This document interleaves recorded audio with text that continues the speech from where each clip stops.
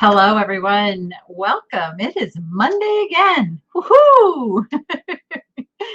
Hello, hello. I just saw Julie says I'm surprised that there are not more people showing up.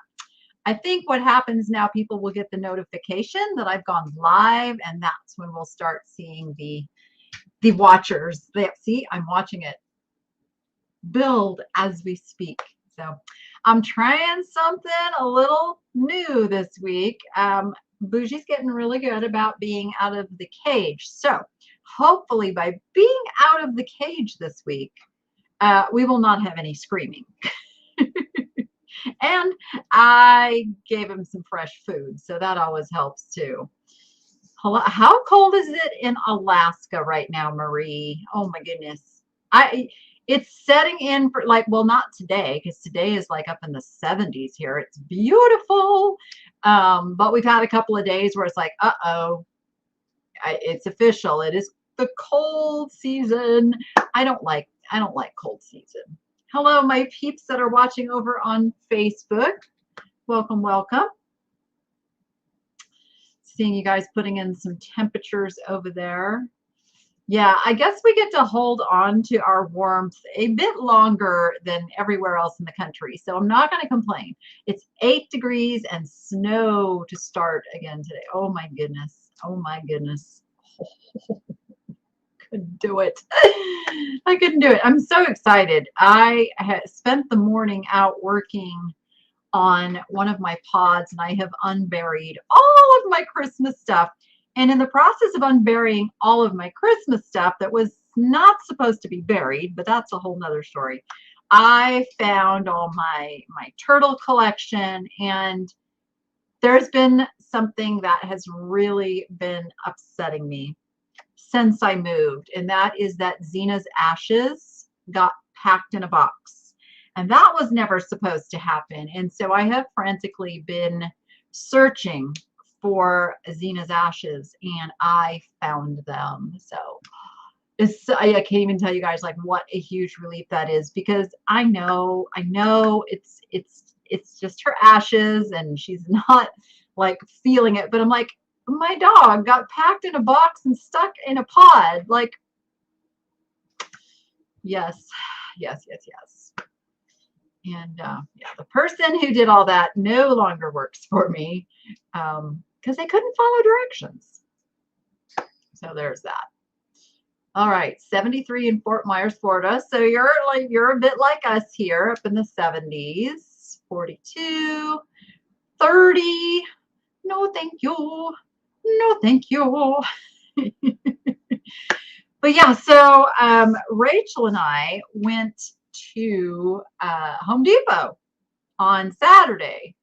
Was it Saturday or Sunday? Saturday. I had to think for a minute. And we were going to go get some fresh new outdoor Christmas decorations, because we've used the same ones over and over and over for many years. And last year we were in the middle of moving, so didn't get to really decorate much and all that. So I said, this year we're going to do it right. And so we went to Home Depot. We were going to pick out some new inflatables, and they were wiped out. Now, we didn't know that at first. We thought, oh, wow, they're not even set up for Christmas yet. What is going on? All right, well, let's go look at what lights they have. And so we picked out the lights we have these 6 little sago palms that line our walkway. So we got red and white lights. We're going to do each one like a candy cane. We got some multicolor lights. We got one big pine tree. We're going to do that. We got the icicles to go along the whole exterior of the house. And so we were pretty excited about that. And then we go to check out. We said, when will you have your inflatables out? And she goes, oh no, we've already sold out. I was like, you sold the displays? She goes, yes. I'm just like, why would you do that? Like, are you not getting new stock in? Are you done for the season? Like, what's going on? And she goes, yeah, the manager just panicked and thought, because there was such high demand, that he would sell the displays too. And I'm thinking like, That makes no sense, because if there is high demand now, can you imagine what the demand is going to be 1 week, 2 weeks before Christmas still? Maybe not. Like 2 weeks out, people are going, I got to get decorations up, right? So from a management perspective, I don't think that was a really smooth move, because people like me are going to think, oh, well, I just don't have their Christmas out yet. So we couldn't get anything at Home Depot. So we thought, oh, well, let's head over to Big Lots. Big Lots always has Christmas stuff. Wiped out. Wiped out. At least they had a few display models, but they weren't selling. They were display models. And it wasn't what we wanted anyway. So we're like, oh, alrighty then. So we came home and we headed over to Amazon.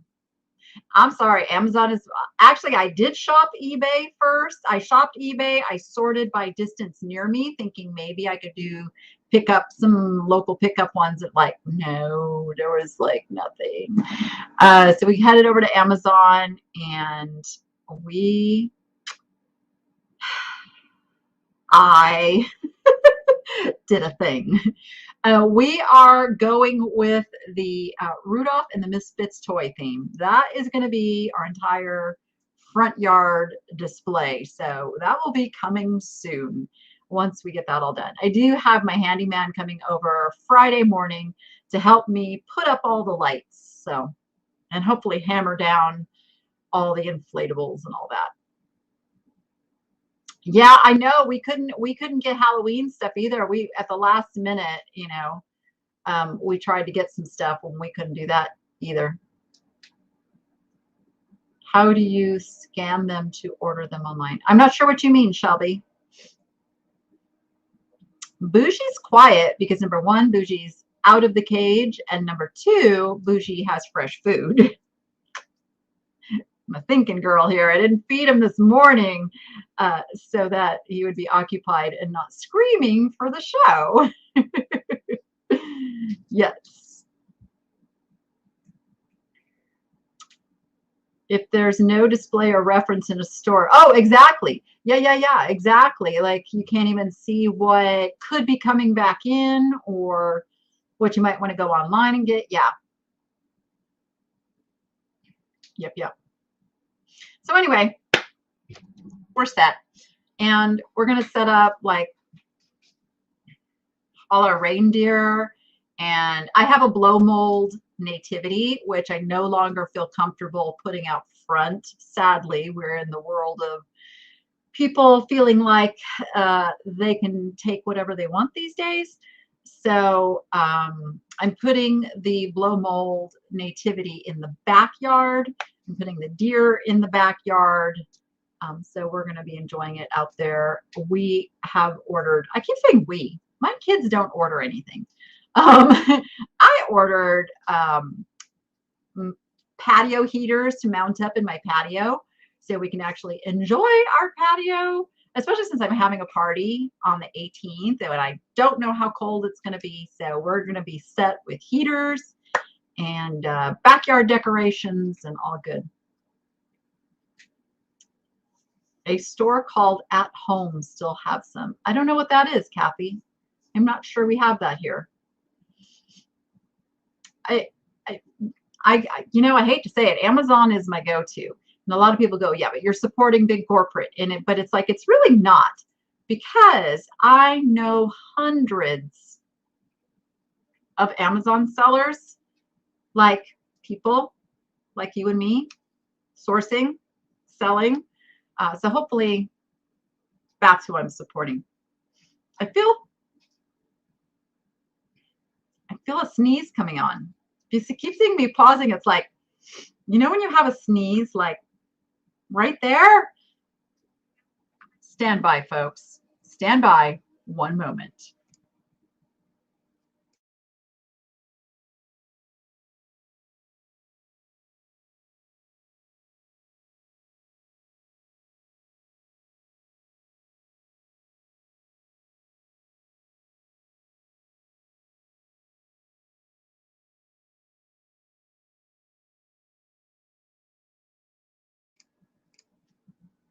Okay, let's hope I got that out of my system.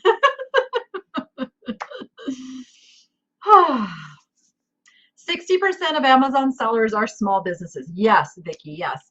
And there is a way that when you're shopping on Amazon, you can actually see who you're buying from. I don't ever select a product if Amazon is the seller.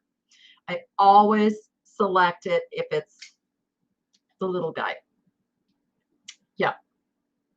So yeah, so that's why I feel good about shopping from Amazon. And I'm sure I'm keeping a lot of Amazon sellers happy this year. Because I love it. It can show up at my door in 1 or 2 days. And it's a beautiful thing. I got to say this, eBay's becoming tougher and tougher, not only to sell from, but to shop from, because I am a big shopper for things. I love to buy used, which you can't do over on Amazon. I go to eBay first to find, a piece of clothing that I'm looking for, or shoes, or something for the kitchen. Now my eyes are watering from sneezing. I go to eBay first, and I'm having a lot of trouble finding things. I just had to find Noah a pair of shoes. Now, I did not select new. I left it open to all, but there was a particular type of Reebok safety shoes that he wanted. And when I did the search over on eBay, I got one result. One. And I'm like, oh, something is really broken. Unless sellers are just leaving eBay. I don't know. I don't know what's going on with that, but I really hope that they wake up and fix it. Really, really do. I do have a Lowe's. It's not as close to me as Home Depot, so I tend not to go to Lowe's. Some people are Pinterest moms. Some of us are Amazon Prime moms. Yeah.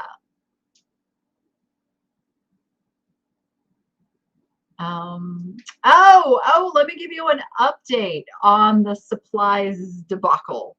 It's actually a really funny story now. It's a really, really funny story now. And in fact, I see Tiffany Thrifting Vegas over in the chat. Tiffany, if you need bubble wrap, I got you covered. So for those who didn't know, it was on my Friday a week ago live.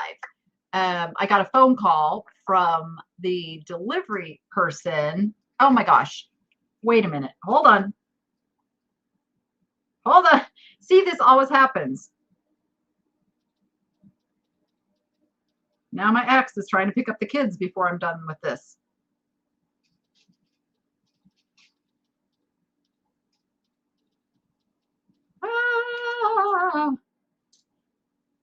You just said on my way. Like, no, don't be on your way yet. I'm doing this and I have to say goodbye to my children. Sorry guys. What was I saying? Oh yeah. So on that Friday, I get the call and he says, hey, delivery guy says nobody was at the house except, so it just put it in the garage. And so I was like, wait, what? So I, right there, you can go back and watch it. Like I call him, I'm like, no. If there was nobody home, you were at the wrong house. And he goes, oh. And he gave the address. It's like, no, it's like, I moved. You've already delivered to my new house. He goes, yeah, that's my mistake. I said, now what? I said, I can't go pick that stuff up. He goes, oh, he says, I don't know. So then what he ended up doing was getting me a duplicate order the next morning. He personally delivered it, but he charged me again. I'm like, okay. And then he was supposed to refund me for the other order. The refund never came through, but I got it. It was on PayPal. It sets as a authorization, and then it expires. So I still don't even know if I've been charged. But anyway, here's where the story gets really funny. I had my packing supplies. I had them for a week. Was it Friday? I get a call from this nice lady who says, I think I have a shipment that belongs to you. And I'm like, oh, and she's like, yeah, it's bubble wrap and boxes. And I'm like, oh, okay. She goes, yeah, I just moved into my new house and they dropped them off. And I said, are you you moved into the house on Corbett? And she goes, oh, no, no, no, no, no, no. She says, I'm at blah, blah, blah, blah on the street that I'm on now, which I'm not going to publicize. And I'm like, okay. And then she goes, yeah, I'm the one with the pods. And then it made sense to me how she got them, because he probably told the delivery driver to drop off the supplies at the house with the 2 pods. Because I have 2 pods as well. Only mine aren't pods, mine are another company. And so yeah. So we traipsed these big, and I get the big giant things of bubble wrap. So the kids were rolling them home, and we had one up on top of the car, and it was really, really funny. So anyway, I have plenty of packing supplies now, and I'm gonna let him figure out the whole billing thing. I'm not going out of my way. Oh, Lisa G works at Home Depot. Yes, you sold the displays. Everything's gone. It's like that. I still don't understand that. I don't understand why a manager would do that. I don't get it. But what do I know? All right, guys. So my title today, and I usually banter for about the first 15 minutes, waiting for people to kind of join in. Our title today is about fear and mistakes. Fear and mistakes.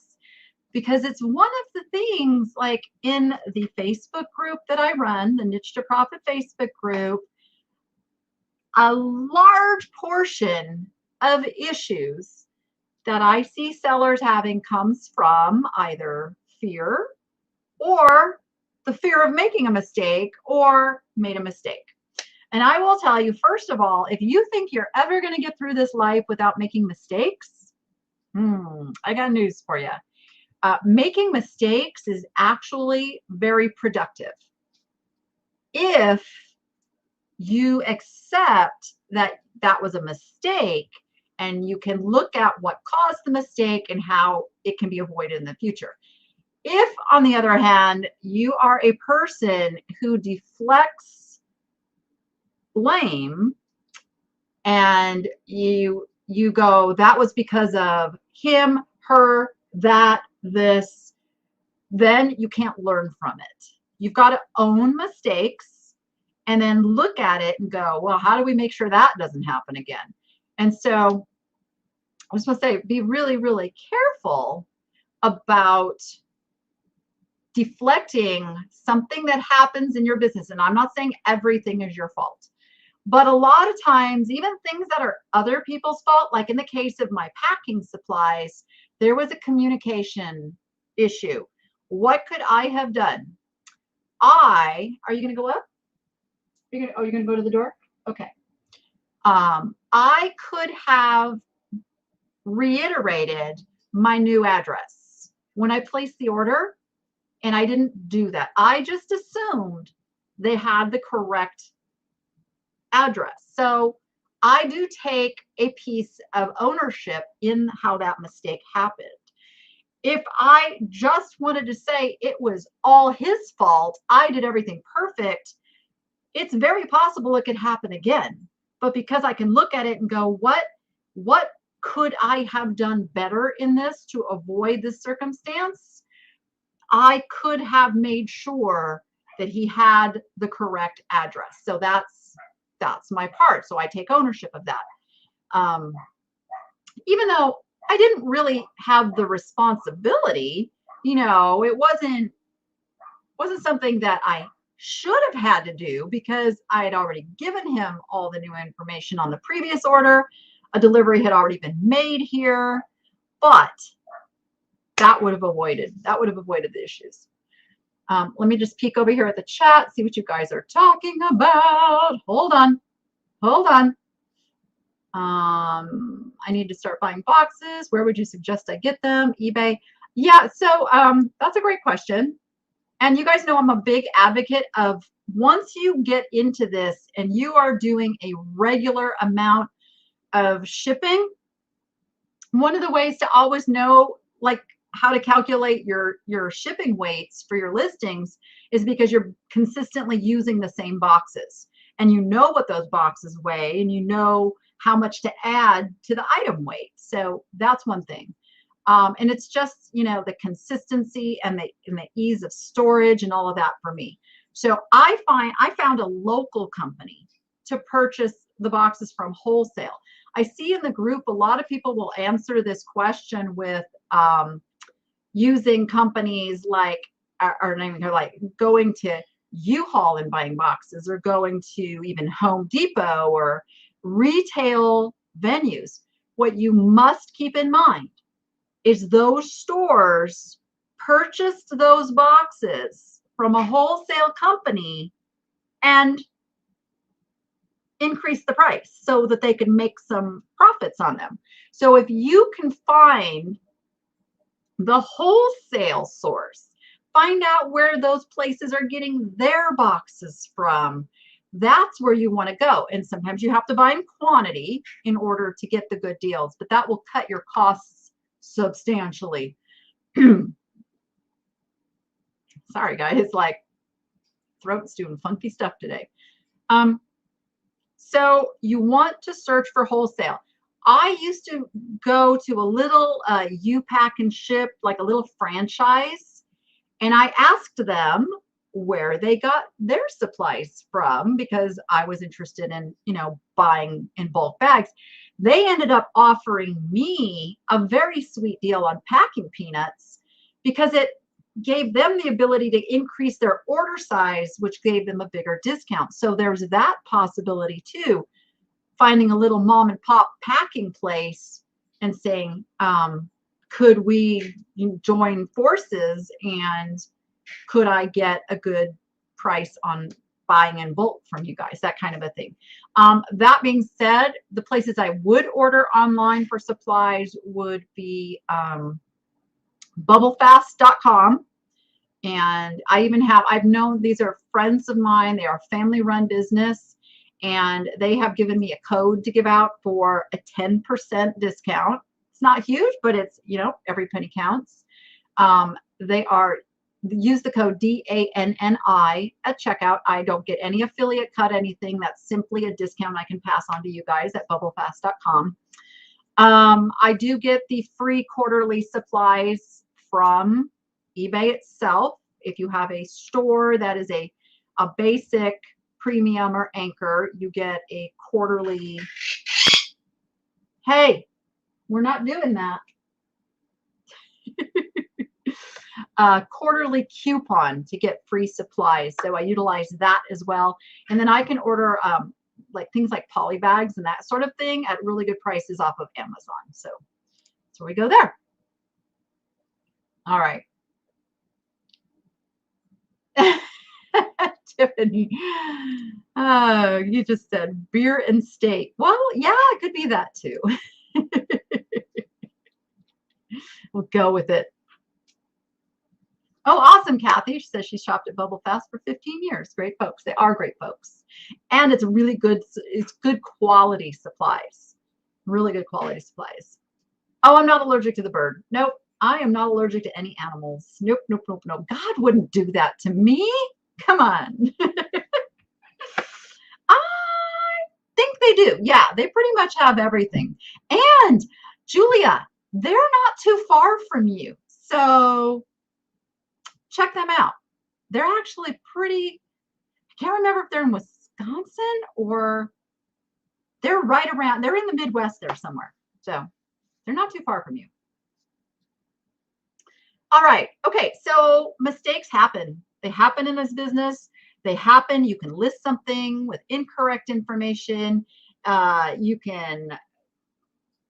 it all the time in my live sales. I'll have something and I'll pull it up and I'll go, oh, I didn't notice that ship before I decided to sell it. It happens. It happens.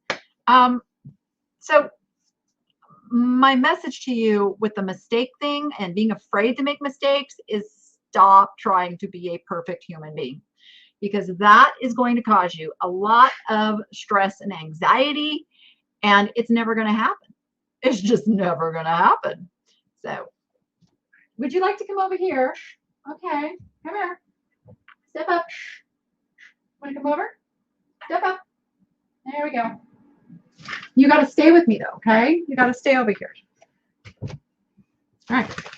Really? That was really dumb. Come on, baby. Come on. Step up. Here we go. Here, how about you go? You come up. You come up. Stay there. All right.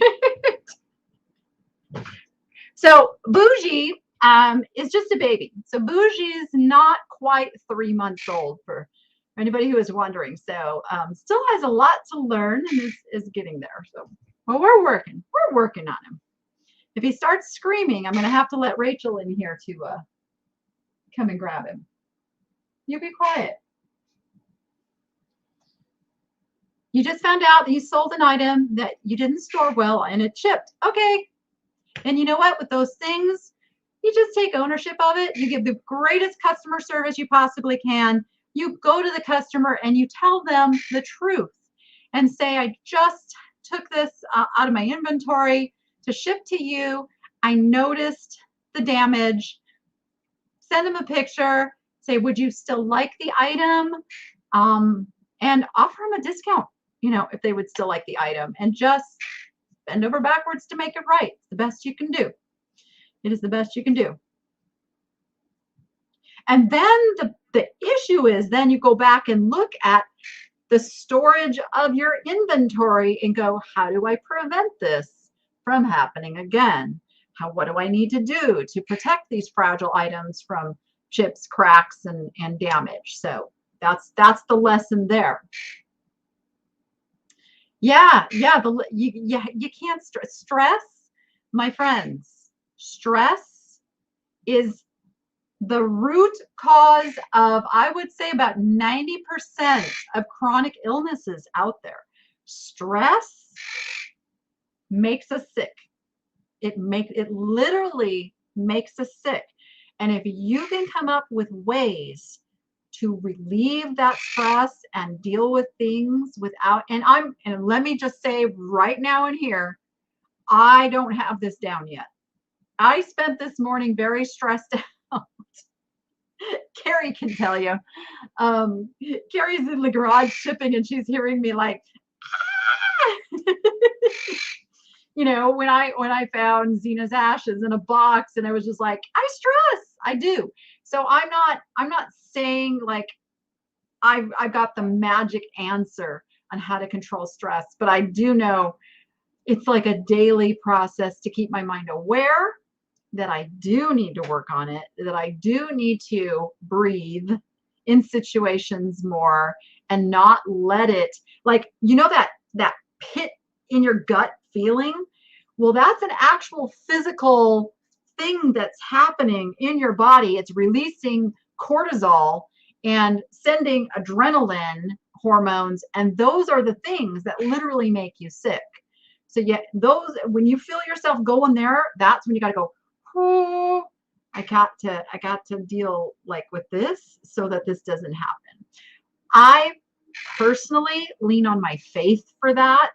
Some people do, meditation, but going into a place where you can just take a moment and let your brain have a break and calm down that cortisol response.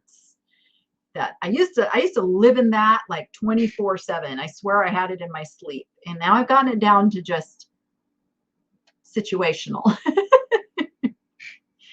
Situational. No, we didn't find out the gender yet.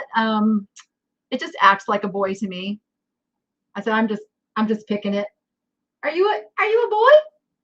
Are you a boy, Bougie? Take a nap. Yeah.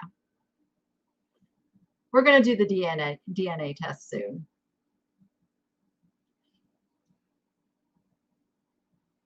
You just sold 2 more Etsy items today. Yay!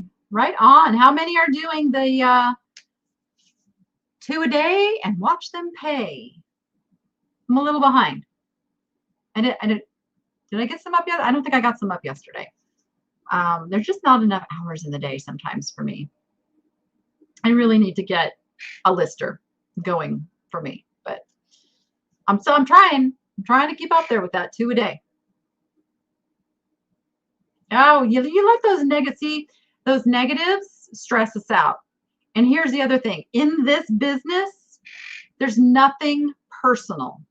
And sometimes we let those negs and neutrals and unhappy customers get our anxiety up because we're taking it personally.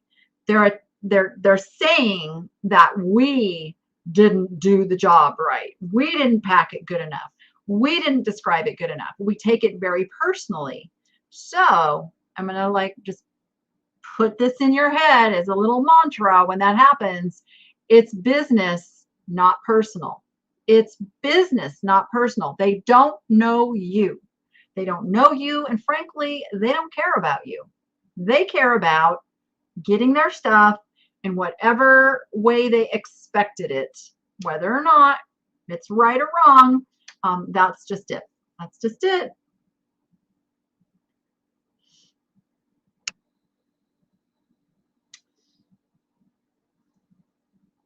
Oh, Christy's over there. Hey, Christy. Christy is my main moderator over in the Niche to Profit Facebook group. So if you're over there, you see Christy's name a lot. What are my feelings about using promoted listings on eBay? Okay, let's talk about this because this is one of those mistakes that I think eBay sellers make. Actually, eBay and Etsy, anywhere where there's promoted anything. Just had a conversation about the whole Etsy promoted, what do they call it though? Etsy calls it, they don't call it promoted listings. They call it off-site promotions or something like that, or off-site advertising, somebody knows. Anyway, eBay promotions.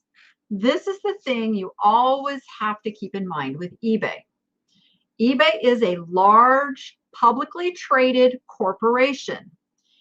eBay's main focus is on keeping their stockholders happy and keeping their stock price growing, which makes the company worth more money. I mean, and that's any large corporation that is publicly traded, that is their focus. Now, in order to reach that focus, they do try to keep buyers and sellers as happy as they can, because obviously that helps this stockholder thing going on over here. Okay. So that being said, anytime eBay rolls out something that costs money, you have to look at it from the perspective that there was a bunch of executives who sat in a boardroom and crunched the numbers and said, yeah, if we do this, it's going to increase our revenue this much, because it is about the revenue for eBay, right? And again, it's business, not personal. They don't know you personally. I mean, of all the companies, eBay's probably the most personable, and they go to events and yeah, I am friends with some of the eBay executives, but for the 99% of people out there that aren't a public eBay teaching figure, it's not personal. They're strictly running a business. Okay. So, hey, Misty, Thrifter, Junker, Vintage Hunter. Happy to see you. Okay, so remembering this, promoted listings was really good for eBay's bottom line.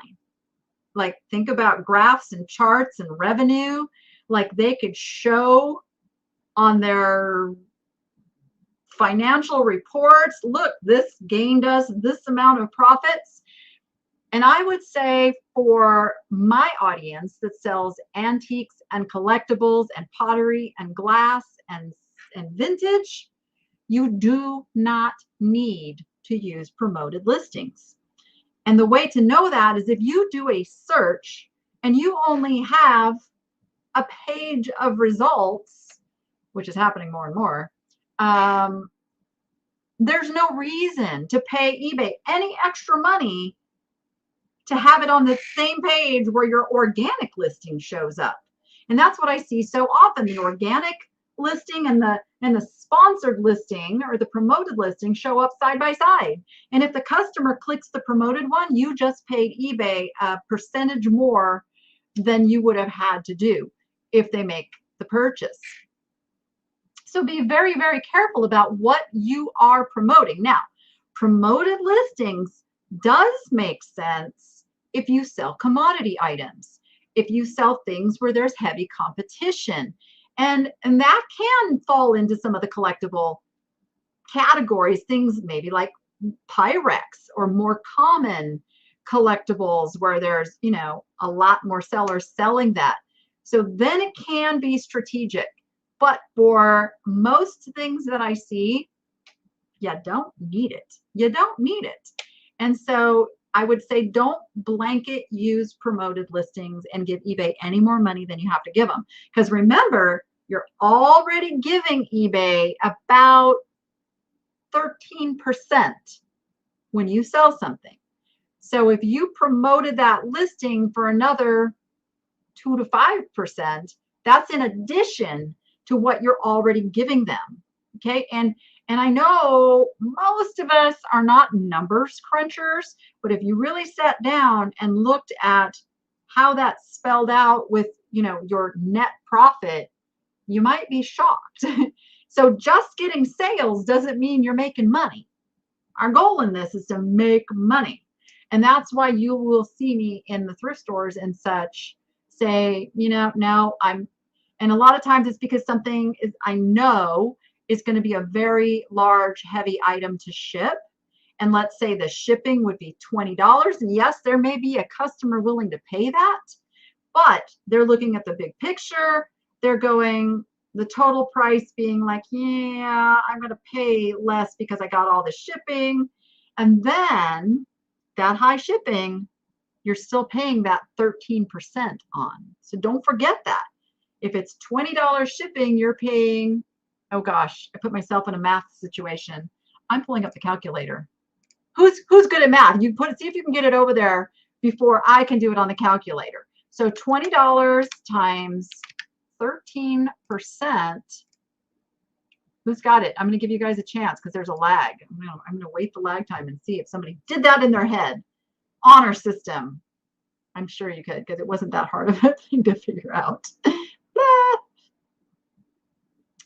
Your seller hub says you can have 698 items remaining in November. I just opened a starter store and it says I can only have 250. Okay, we're going to talk about that.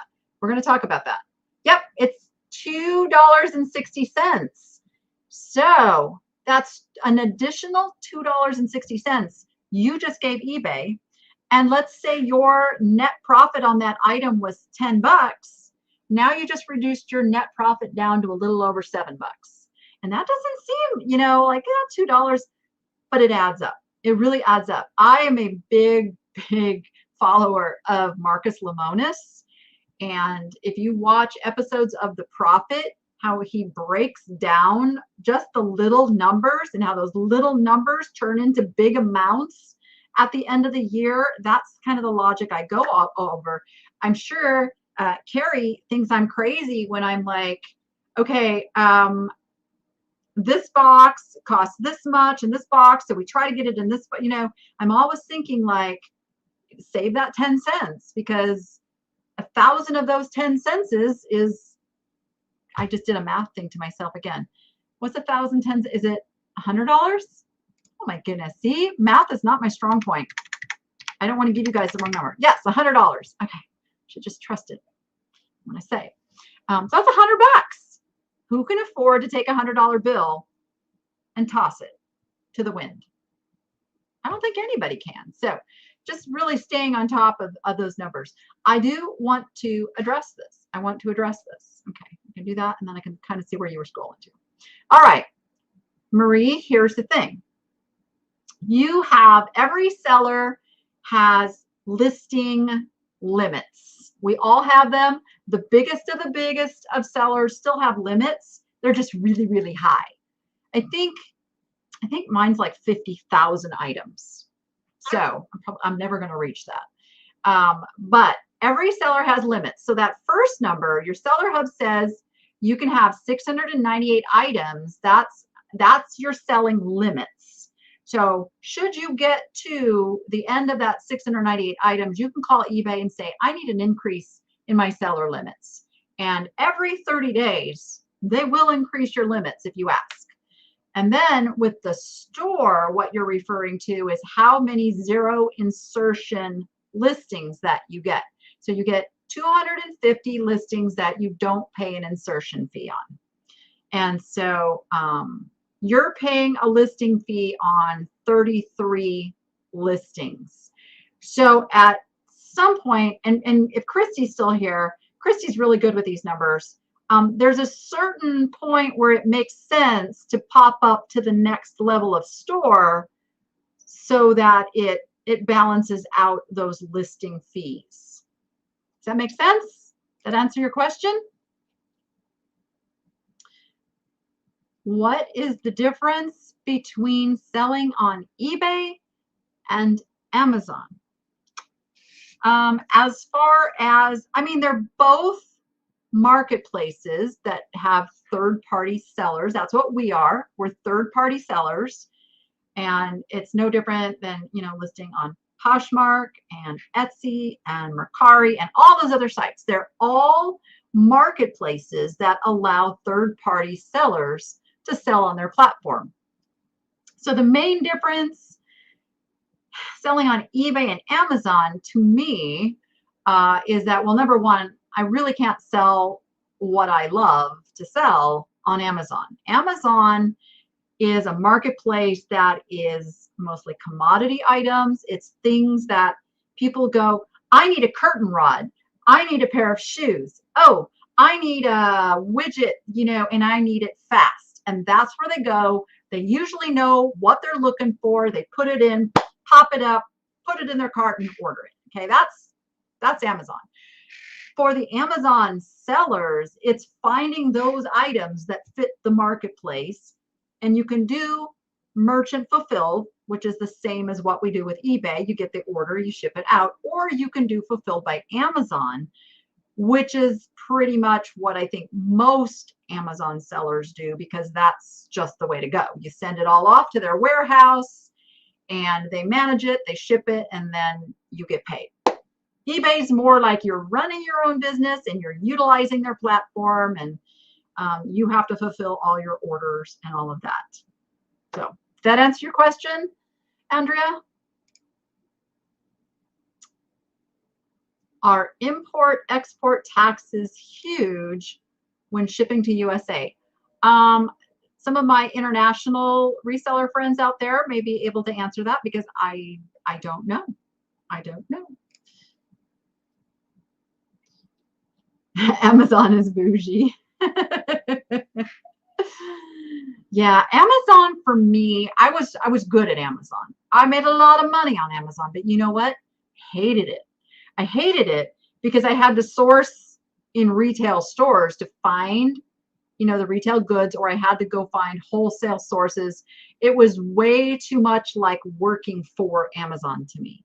I wasn't doing what I love. I sell what I sell because I love it. It doesn't feel like work. It doesn't feel like I'm doing a job, and I can make as much or as little money as I choose to put into it and the work that I put into it. So that's why I've always leaned towards eBay. And then now, you know, there's other marketplaces that are coming in, and it's a great thing.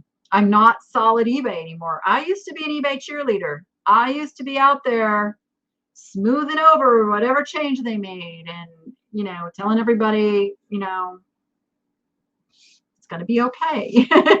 Like, and while yes, it's still going to be okay, I tell you, run your business the best way for you. Use the sites that are best for you. Cross post, use list perfectly, and don't just rely on eBay, because eBay is being run by a Walmart guy. I mean, that's just a cold hard fact. Their CEO is a Walmart guy. And you can see the things that are happening are very, very, they're very, what's the word I'm looking for? Like, they're matter of fact. It's data driven, data. It's structured data. These item specifics are all about the data. Data. That's like their big thing, because they're not warm, fuzzy collectible sellers like when eBay first started. eBay was the collectibles market. I mean, eBay was the place you went to buy and sell unique, fun stuff. They're trying to compete. They're trying to compete to keep their stock happy. Let me repeat that. eBay is focused on their stock. If the stock starts falling, you will see eBay making some drastic changes. I guarantee it. But right now, it is what it is. They are trying to just put everything into little pockets of that make sense for them. Walmart-ish. When I say Walmart guy, I'm talking about big box retail mindset. Everything has a UPC. Everything has its item specific data. Like, that's the Walmart mentality. That's how you stock shelves at Walmart. It's not the product, it's the numbers. And then you look on the sheet and you go, how's this number selling for us? Yeah, do we give it more shelf space or do we reduce its shelf space? And right now, antiques and collectibles are going, yeah, let's reduce the shelf space. Yep, not so important. So, and from that, I predict that as other sites embrace the collectibles market, like Etsy, that you will see an increase of buyers going over there. I think there's a lot of the antiques collectibles buyers out there kind of lost. The buyers are lost too. We're in this little limbo state between, like, where's it? Like, we're still hoping, like, we're still holding out hope that eBay's, going to figure it out, going to come back in this market, but I don't think they are. I think their real focus is on getting very much more, that wasn't very good grammar, getting much more data driven, and that's going to drive the collectibles to a site that's a little softer, warmer, friendlier. And Etsy has never been commodity items, hopefully never will be. They started out really being the homemade, handmade, the mom and pop crafters at home, and then they allowed 20-plus-year-old collectibles, vintage in. So I think Etsy is like the next marketplace to really focus on, because I think they're going to retain that market. It's just a matter of now buyers making their way. And that is why I think Etsy is doing the off-site advertising. That's why they're pushing that, so that they can bring in more of those customers. The problem is they're making the sellers pay for it at a really big cost. It's 15%. In addition to the percent, because Etsy's what? Is Etsy at like 5 or 8% now? I think they just had an increase, didn't they? Is Etsy, somebody who knows what Etsy's at? Tell me what Etsy's at. But you're going to pay a 15% in addition over that. And that's going to hit a lot of sellers in those numbers. And it's going to be like, ouch. And so that's the one thing I think is going to hurt Etsy. I don't pay, though. I don't do the offsite advertising with Etsy, because I also cross-post to Poshmark. So my item's going to show up in a Google search, because Poshmark pushes everything out. Poshmark is really good about pushing everything out. Oh, I hear this a lot. So have you considered creating your own website to sell your stuff on? No, there's no way. That is a full-time job to market, promote, get traffic to a website in an amount that would equate the business I can do on a site like eBay or Etsy. Um, I have done as much as $30,000 a month on eBay when I was super hyper focused on that business model. There's no way I could do that with my own website, nor would I want all the maintenance and all the stuff there's a lot that we pay for when we use these third party marketplaces. We are paying for marketing and traffic, and we're talking millions of people use eBay. It's like a household name. So yeah, no, it wouldn't make sense.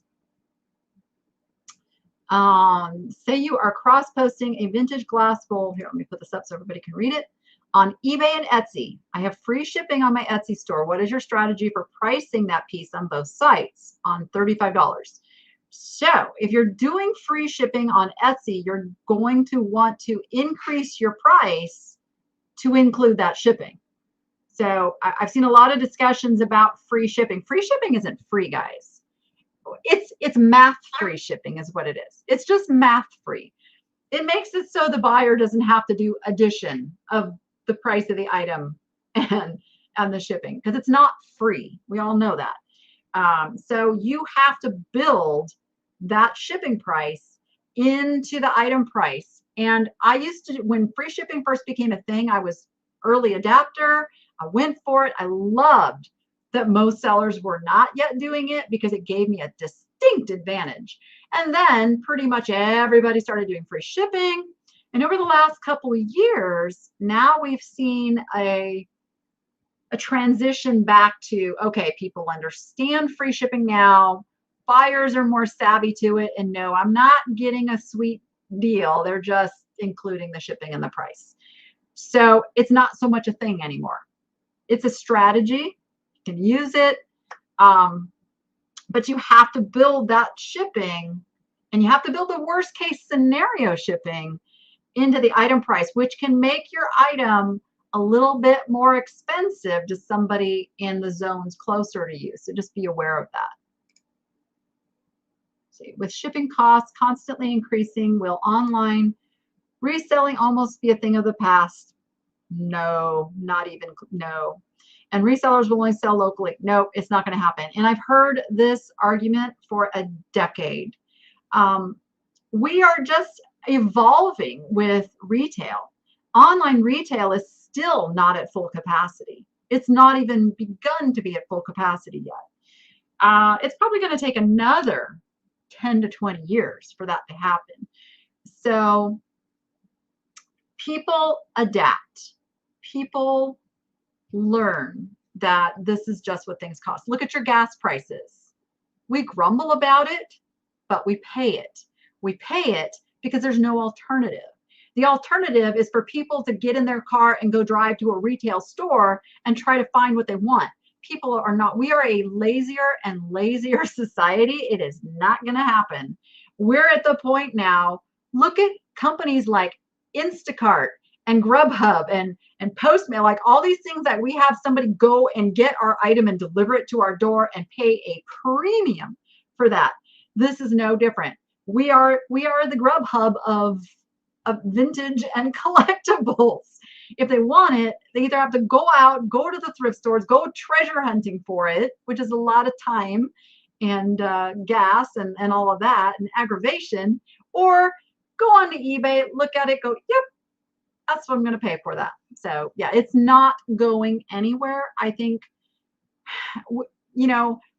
2020 saw a big surge in online sellers because people couldn't go to work. People were losing their jobs, so online selling became a bigger thing. And it's going to even out here because of the work involved. You guys all know this ain't no cakewalk.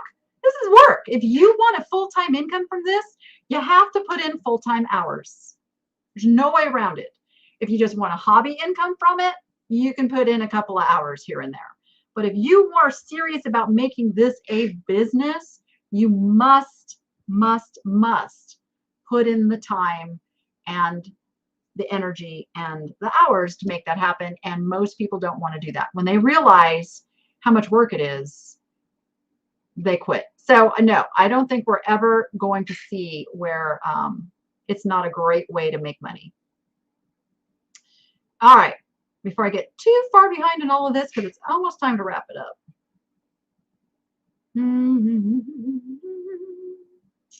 Yep, seeing a lot more vintage on Poshmark. Yeah, I got to just remember who the demographic of Poshmark is. It is predominantly millennials. So if you keep that in mind, don't just post, you know, I mean, I just post anything over there just because it's so easy with List Perfectly. But if you're manually listing over on Poshmark, think about the millennial mindset. It's not about it being vintage or collectible. It's about how cool it looks and will it look cute in their house and all of that. So I do not use promoted listings on eBay. I do not. I do not. So Yellow Brick Road Reselling says, I do offsite ads and it drives a lot of sales for me. That's over on Etsy. And so I would ask you, Yellow Brick Road, how hard does that hit your net profit? You know what I'm saying? Like you're paying that extra 15%.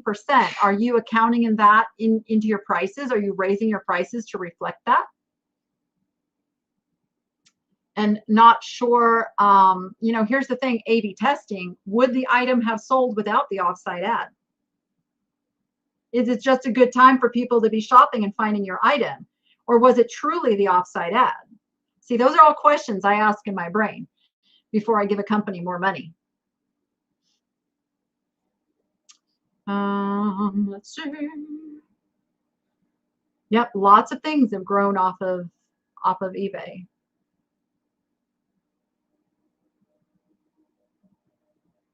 I don't know, Susie. That's a good question. She says, I can barely handle selling on eBay, Facebook Marketplace, Etsy, using List Perfectly. How do you people who sell on more platforms manage it all? I've already had a couple mishaps with items not getting delisted in time. Yeah, it's just managing that delisting, you know, as quickly as you can. And I know, again, I'm telling you, this is a full-time job. This is, you got to be on top of it. And it's not always easy. Not always easy. But if you have to cancel an order, if you sold it on eBay and another site, cancel it on the other site. Don't cancel the eBay one. It doesn't happen very often, though. I know that is a fear. I know we were talking about fears today. That's a fear a lot of people have about cross-posting. I'm going to tell you the risk is far outweighed by the reward of what can happen if you cross-post. All right. Brick and mortar are having many issues. That is true. That is true. That is true. Aside from going to the thrift store for inventory, everything, including my groceries, are delivered to me. So much easier, and I have more. Yes! Use that time. I mean, yes, it costs a little extra, but how long does it take you to grocery shop? And I know some of you are going to say, but I want to pick out my own bananas. I was that way too. I'm okay with the bananas they pick out now. I love it. And I save so much money because I'm not grabbing stuff off the shelf. Oh, that's 2 for $20. Like, oh, that's normally, you know, whatever it is. I save money by having somebody else go do that shopping and deliver it to my door, even though there is a surcharge and tipping and all of that. So, yep. Because I can use that time better. I can use that time better. Real quick, I think this is going to be our last question. Not to be personal, would you mind talking about what people might expect to earn part-time doing something similar to what you do? So if you're referring, so when you say what I do, let's just say the reselling end of it, because YouTube's a whole nother animal.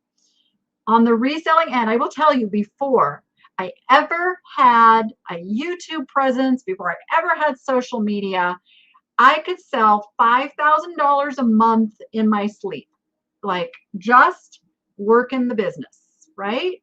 As I told you, I got it up to 30,000. Selling online is really about how much, number one, you're willing to put into it, time-wise, energy-wise, and two, how well you're managing your margins. And that's the difference between what you pay for the item, what it costs to sell it, and then what you clear afterwards. That's your profits. So your profits is where you make money. And so it's all a matter of where do you want to be, setting your goals, having your plan to get there, like really thinking about, is this what I want to do? I do really, really well with reselling. In fact, it's pays for this house, pays for my bougie bird, pays for my 12-foot bumble that's going to be in my front yard. Reselling has been very, very good to me.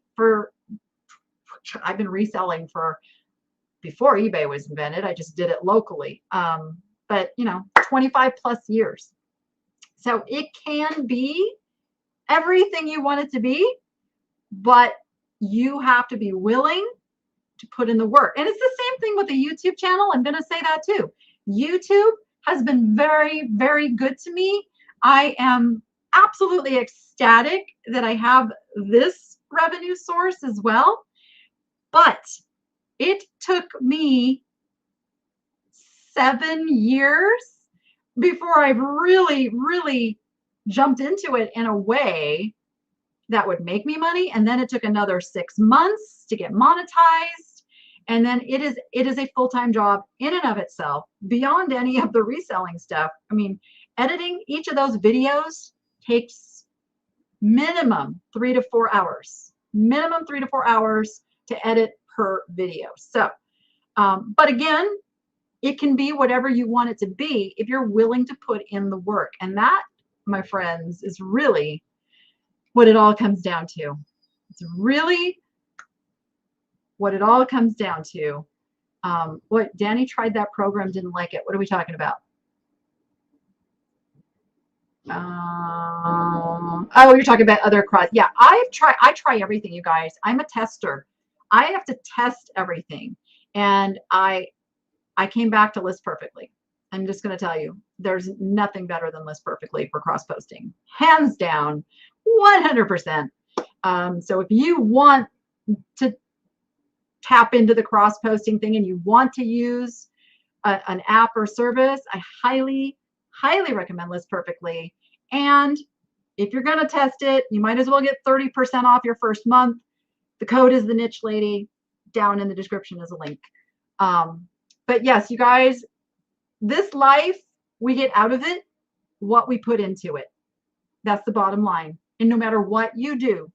And I think we have generations coming up here, the youngsters, who, for some reason, they don't get that.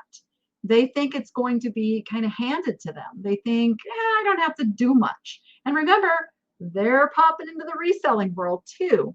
And they're going to soon find out it isn't as great as they thought it was, because you actually have to do the work. And so to those of you who are here to make this a business and willing to do the work, I've got your back. That's what I'm all about. Your success in this is my success. There's nothing that I love more than to get the comments and the messages and the emails saying, I did it. I stuck to what you said, and look at, here's my sales. And that to me is so awesome. And so I'm fully here to support you guys. And I'm here to tell you it's whatever you want it to be. And we can maybe maybe next week we'll do a show about how you set those goals and then how you get to them. Because a lot of times we just don't know how to set those goals to realize what we need to have out of our business. So we will do a whole show on that. And it's a great time of year to do it because we're getting ready to go into a new year. So there you go. All right, everyone. I hope you have a fantastic week. Make sure you go back and watch my little shopping with Elvis yesterday. Yes. Carrie and I shopped with Elvis. No, okay. I'm going to do it really quick. I know I'm running over and the kid's dad's going to be here any second. So Carrie spotted Elvis at Goodwill. You're only going to hear this on my live here, and you're only going to hear it because you stayed till the end. Carrie spots Elvis, and she's like, oh, I knew what she was thinking. I'm like, and I am so reserved about pulling people into my videos. And I'm like, no, don't do it. Don't do it. She goes, oh yeah, I got to. And if you watch and Carrie, like you could just see her wheels spinning. So she goes over there with that Christmas tree and she's like, Elvis. And I'm like, oh, and I'm trying not to be too obvious. I'm filming, but oh my gosh, I got to film, right? And she goes over there. She's like, Elvis, what do you think of this? You got to go watch the video. It was great. I was dying. I was dying. I would never have approached Elvis. And then I'm thinking, you know what? Maybe I should have asked him to shop with us. Like and that's one of my fears. One of my fears is being bold with situations like that. So that's something I've got to work on. Carrie's helping me. But yeah, only in Vegas. Only in Vegas. All right, everyone. I'll leave you with that. And with that, go be profitable and make it fun. And we'll see you on the next one. Bye, everyone.